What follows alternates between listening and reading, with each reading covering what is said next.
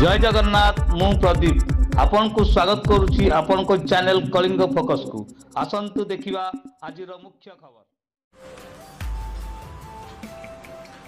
जय जगन्नाथ नमस्कार।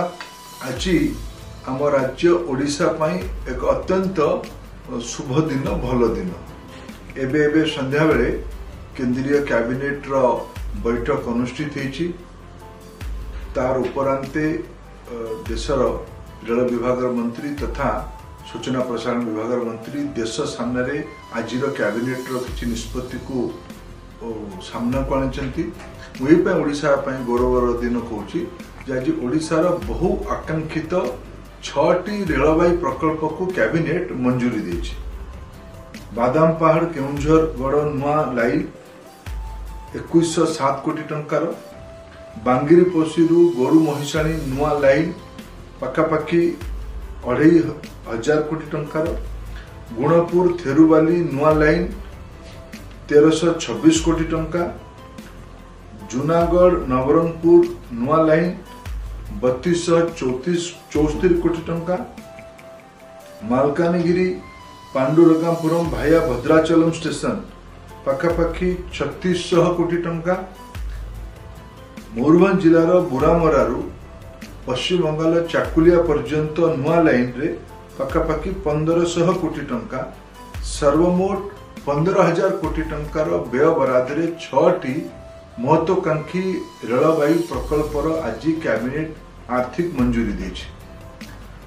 आज आउ गोटे कथा है आज बजेट सत्र शेष दिन।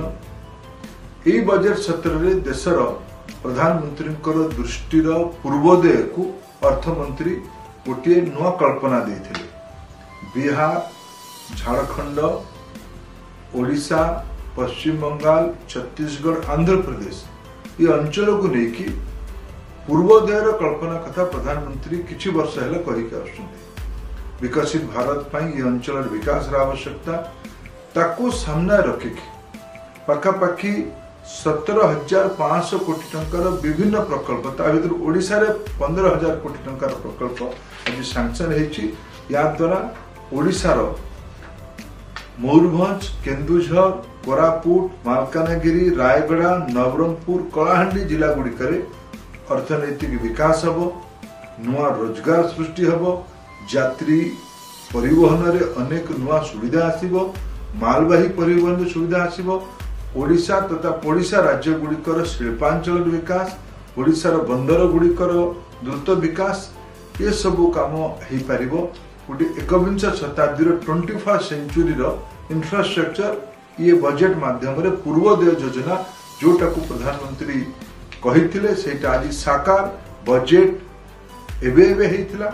बजेट उपरांत प्रथम कैबिनेट बैठक रे आज ये निष्पत्ति होईछि। मु माननीय प्रधानमंत्री नरेंद्र मोदी को या अनेक अनेक कृतज्ञता जनाऊँ ओडिशा तरफ। आउ गोटे महत्वपूर्ण निष्पत्ति आज कैबिनेट रे निया गला। प्रधानमंत्री आवास योजना शहरी और ग्रामीण ये मिशे कि 3 कोटी नुआ गरीबों घर अनुमोदन आज करागला। पाखापाखि 5,36,000 कोटी टंका व्यय देश रे 3 कोटी नुआ प्रधानमंत्री आवास योजना रे सहरांचल और ग्रामांचल घर हम। ये भी पूर्वोदय गोटे बहुत बड़ पदक्षेप, गोटे बहुत बड़ निर्णय। या द्वारा ये अंचल गरीब लोक मानकर सबुठु अधिक लाभ हम।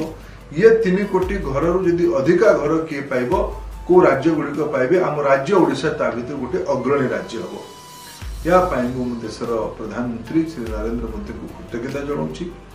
देशर अर्थमंत्री श्रीमती निर्मला सीतारमण को धन्यवाद दूची तथा ये ओडिशार महत्वाकांक्षी रेलवाई प्रकल्प गुड़ी को सफल क्रियान्वयन करने निष्पत्ति नहीं रेलमंत्री श्री अश्विनी वैष्णव को भी ओडिशा तरफ धन्यवाद दूची।